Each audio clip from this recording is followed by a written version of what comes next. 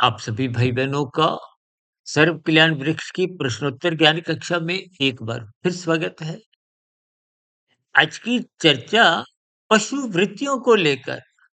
देखिए, हमारी कोई वीडियो प्रसारित हुई होगी जिसमें हमने आपके हमारे जो 2 हाथ हैं, इन हाथों का जब आप अपने जीवन में सदुपयोग नहीं करते, दुरुपयोग करते हैं, पाप कर्मों में लिप्त होते हैं या अपने हाथों द्वारा विभिन्न प्रकार की नीतिगत कार्य कर जाते हैं।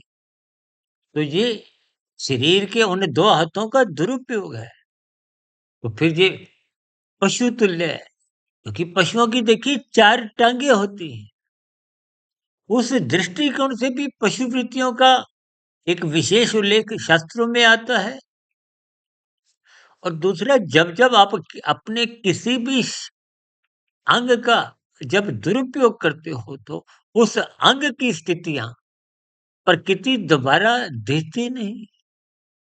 देखिए, आप अपने व्यवसाय में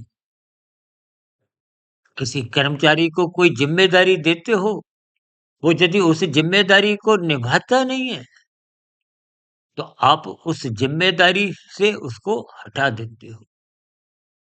इनके एक दार्शनिक अर्थ समझिए। परमात्मा ने आपको हमें अपने 2 हाथों का सदुपयोग करना है। हमारी एक बार वीडियो आई थी, जैसे आप देवी-देवताओं के चित्रों में देखते हो ना, तो उसमें एक आशीर्वाद की हाथों की स्थितियाँ होती हैं। हम आप मनुष्य अक्सर देखिए हाथ जोड़ते हैं। हाथों से ही हम परोपकार के कार्य करते हैं। हाथों से ही हम और भी सात्विक स्थितियों में, ये सब सात्विक एक सदुपयोग है। तो गुण को मुक्तिदायक कहा गया। ये आपका हमारा धर्म मजबूत करते हैं। जब-जब आप अपने हाथों से धर्म के कार्य, धार्मिक कार्य करते हैं, तो ये हाथों का एक सदुपयोग है।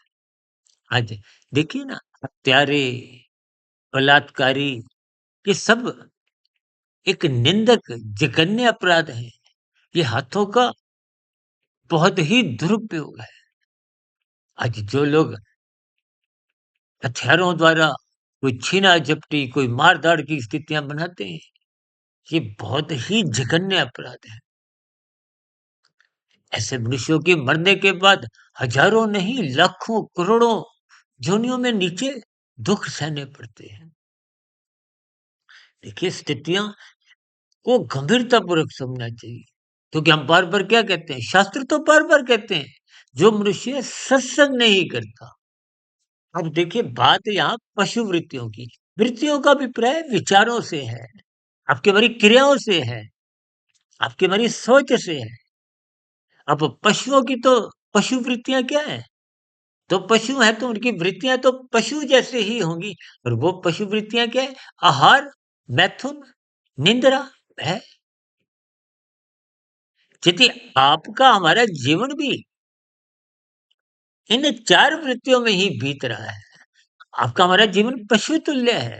हो सकता है देखिए ऐसे शब्द आपको हमें कहना भी अच्छा नहीं लगता, हो सकता है आपको सुनने में थोड़ा बुरा लगा हो। शास्त्र बार-बार इसीलिए तो कहते हैं, जो मनुष्य सत्संग नहीं करता, उसके जीवन में ये पशु वृत्तियाँ बनी रहती। देखिए, पशुओं का और इंसानों का जन्म लेने की मैथुन प्रक्रिया है। इसीलिए इंसान और पशुओं में बहुत अधिक समानताएँ हैं। यानी कि आपके हमारे जीवन में सत्संग होने से ही धर्म की स्थितियाँ बनती हैं। धर्म ही आपका हमारा अर्थ और काम बिगड़ने नहीं देता। यानी कि संसार बिगड़ने नहीं देता, क्योंकि संसार तो धर्म के अंतर्गत अर्थ और काम की स्थितियाँ ही हैं। और ये धर्म ही मजबूत होते हुए साधना के रास्ते खोलता है, आध्यात्मिक उन्नति के दरवाजे खोलता है, जिसको अक्सर हम बार-बार अपनी चर्चाओं में बोलते रहते हैं।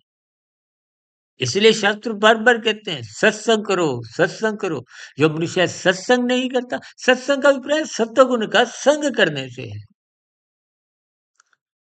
देखिए, प्रकृति के 3 गुण एक क्रम में आते हैं।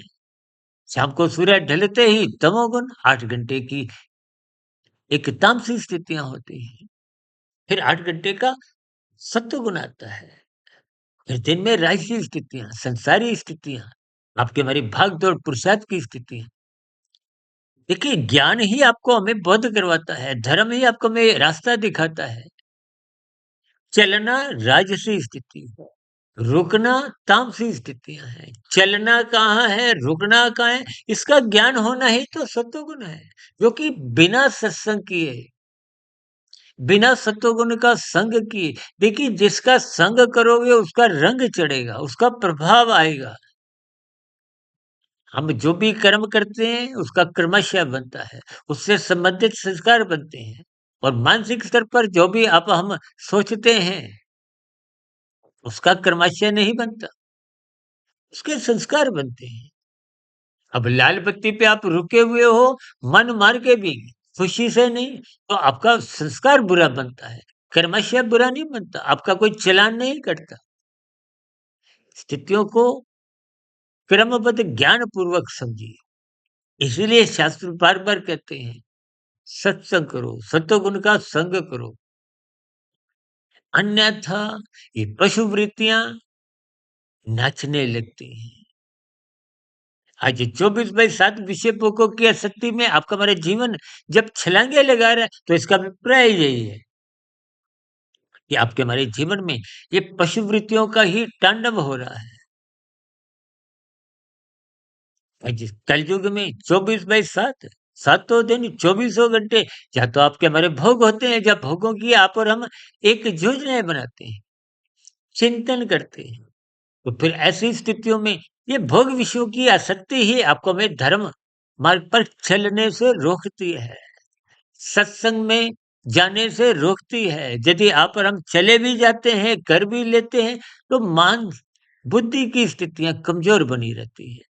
मन बुद्धि की कमज़ोर स्थितियाँ ही फिर वो श्रद्धापूर्वक सत्संग के अभाव में आपके हमारी दिनचर्या में कोई परिवर्तन सात्विक रूप से बन नहीं पाता। इसलिए शास्त्र बार-बार कहते हैं, सत्संग करो, ज्ञानपूर्वक स्थितियों को समझो। आपके हमारे जीवन में जितनी सात्विक वृत्तियाँ बनेंगी, उतने शुभ संस्कार बनेंगे। शुभ संस्कार ही फिर आपके हमारे जीवन को एक दिशा देते हैं। देखिए, आपके हमारे जीवन के लगभग 90-95% कर्म ये संस्कारवश होते हैं। संस्कारों को बिगड़ने मत दो। इसलिए हम शास्त्र बार-बार कहते हैं, ब्रह्म मुहूर्त में उठो, शास्त्रों का अध्ययन करो, गुरु के प्रवचनों को सुनो। इन सभी स्थितियों को आप और हम जितना-जितना तर्कपूर्वक, ज्ञानपूर्वक समझने लगते हैं, उतनी-उतनी आपके हमारे जीवन का सदुपयोग होता है। तो फिर आपके हमारे हाथों का, पैरों का और भी देखिए, शरीर का जब आप और हम सदुपयोग करते हैं, तो आप और हम कानून की जो एक निषेध स्थितियाँ हैं, उनसे बचते हैं, पाप कर्मों से बचते हैं। फिर धर्म मजबूत होता है, धर्म मजबूत होने से आज नहीं तो कल आध्यात्मिक उन्नति के दरवाजे खुलते हैं। कम से कम मनुष्य की सात्विक स्थितियाँ मजबूत होने से, धर्म मजबूत होने से, ये अधोगति की स्थितियाँ देखिए, मनुष्य से नीचे की 80 लाख प्रकार की योनियों में 30 लाख प्रकार की तो पशु योनियाँ हैं, जिनकी 4 टाँगें हैं, हाथ नहीं है। इन सब स्थितियों की तर्कपूर्वक समीक्षा करें, विश्लेषण करें, ताकि आपके हमारे जीवन में, मनुष्य जीवन में रहते हुए इस शरीर का सदुपयोग हो, विशेष रूप से आपके हमारे हाथों का सदुपयोग हो। हाथों का सदुपयोग होने से ही आप और हम ये नीचे की अधोगति की स्थितियों से बच सकते हैं।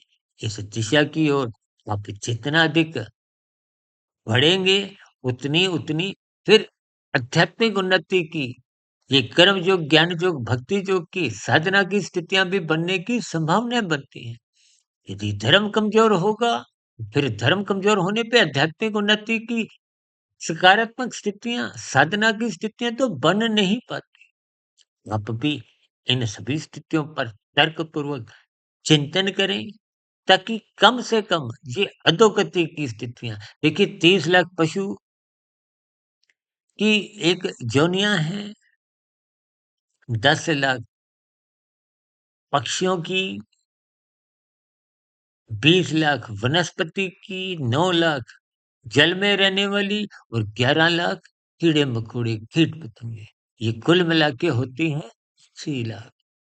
इन 80 लाख की स्थितियों का अपने जीवन के रहते एक चिंतन करें। ऐसे नीचे की कितनी दुनिया जिनके आप और हम नाम सुनना भी पसंद नहीं करते। इसलिए अपने जीवन में अपने हाथों का सदुपयोग करें, अपने शरीर का सदुपयोग करें और जहाँ तक संभव हो मन बुद्धि को सात्विक बनाएँ, कर्म कांड करें, ताकि आपके हमारे जीवन की आध्यात्मिक उन्नति के भी दरवाजे क्रम से खुलें। इन्हीं शुभकामनाओं के साथ आज की चर्चा विशेष को जो बहुत ही साधारण होते हुए भी कहीं-कहीं कुछ पेचीदा भी हो जाती है, गंभीर हो जाती है, उस स्थितियों की आप भी पहचान करें, अपने जीवन का सदुपयोग करें। इन्हीं शुभकामनाओं के साथ आज की चर्चा विशेष को यहीं विश्राम देते हैं। कल सुबह ब्रह्म मुहूर्त ज्ञान उपदेश कक्षा में फिर किसी गंभीर विषय पर चर्चा करेंगे। आज की वीडियो से मदद फिर आपके मन में कोई नया प्रश्न हो, कोई सुझाव, कोई किंतु-परंतु की शिकायत, इन सभी प्रतिक्रियाओं का नीचे कमेंट्स बॉक्स पर स्वागत है। चर्चा विशेष को सुनने के लिए आप सभी भाई-बहनों का बहुत-बहुत धन्यवाद। नमस्कार।